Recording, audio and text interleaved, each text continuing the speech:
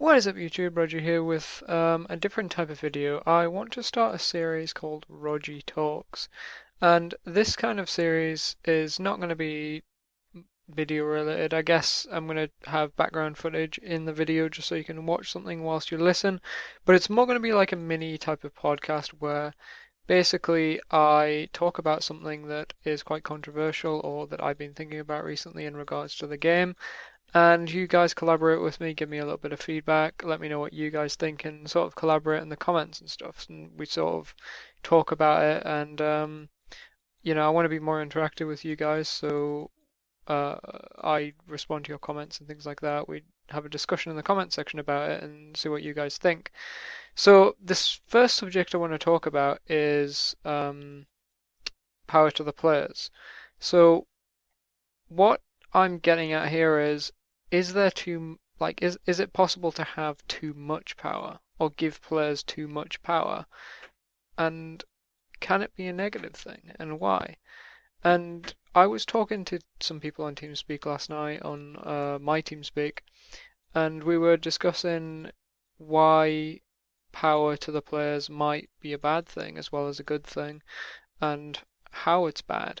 So, obviously it's a very good thing in the sense that players get choice. Like they can choose what they want, they can vote in or out updates. But I think on Jagex's end as well, it has to be thought about very carefully and it has to be moderated. And, the way polls work and the kind of things that are polled needs to be really considered. And one of the main polls that I'm thinking about right now in regards to RS3, there's two. There's one in RS3 that I'm thinking about, and there's one in Old School that I'm thinking about.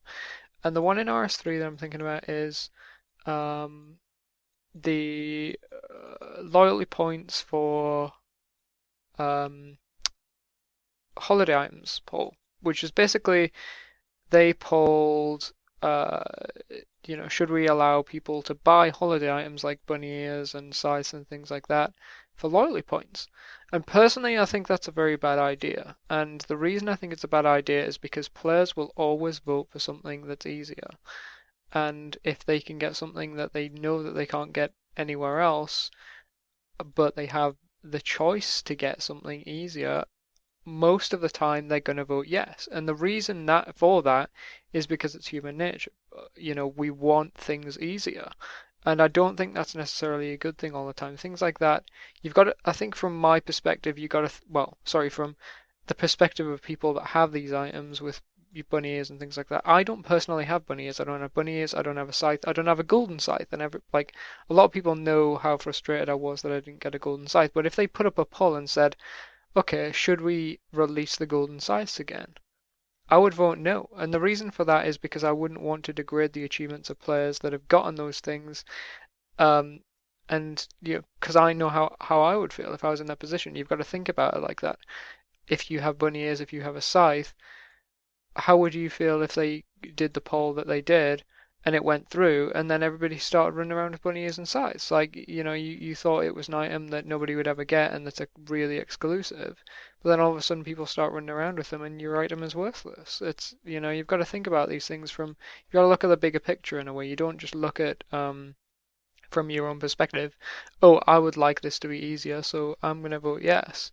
Um, so it's very complicated, and I think that it's got to be considered a lot. But that's also from our end, as in we've got to look at the bigger picture before hitting, or choosing an option to vote, and also from Jagex's end in the sense that they have to get somebody who really plays the game, who knows the game inside out, and the positives and negatives of polling such an update before they poll it. They need to really sit down and talk about it. Okay, if we poll this, how is it going to mean? How is it going to negatively impact the game? How is it going to positively impact the game if um, this goes through? Because it's not all about just giving players what they want. It's about balancing. It's about keeping people happy as well, because there's different ways of keeping people happy. People have got their own achievements. Like for me, I've got the trim completionist kit. It's like releasing a cosmetic version of the trim completionist kit to everybody in the game and being like, okay, you've got the trim completionist kit, but you don't have the bonuses of the regular completionist kit. But that's it's that's the thing. You've got to be very careful with it, and I think they need somebody that is gonna sit down and knows the game, really knows the game inside out, and can think about these things and analyze them for them and tell them why it would be a positive thing, why it would be a very negative thing if something was to be polled that shouldn't be. And the other thing, the other poll I was on about in old school is the Nightmare Zone nerf. I think we all knew that when that Nightmare Zone nerf was polled, that it would go in the favor of like the the high XP gains. So people were obviously going to vote in the favor of high XP gains because they wanted to continue getting the high XP gains that they shouldn't have been getting in the first place. And it's inevitable with everything. If you give players an easy choice, they're always going to vote yes. And I think it's something that has to be taken into consideration with every poll. And every poll question has to be worded very carefully and in a way that allows players to vote on something that they want, but without degrading the achievements or, you know, damaging the game in other aspects as well. It's a very sensitive area that needs to be thought about and considered and, really, analyzed before it's pushed and players get the power because players, it's great that players do get power, but players can also cause a lot of damage, and they can cause the damage without even realizing it. Like, they can be given a question or whatever that says, "Hey, would you like this?" Yes, and they think yes because it's easier, and then the poll goes into get or the results of the poll go into game, and they get it, and they're like, "Oh man, why did we vote yes?" Like that's a bad thing. Like we don't want it anymore. And I don't think a lot of people look at the bigger picture before they hit the vote button. And I think Jagex need to also look at the bigger picture as well.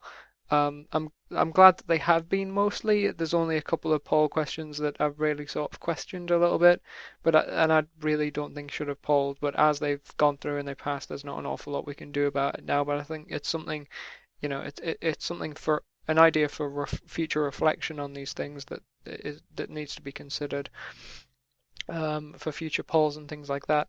So I would like you guys' feedback. Let me know in the comments what you think.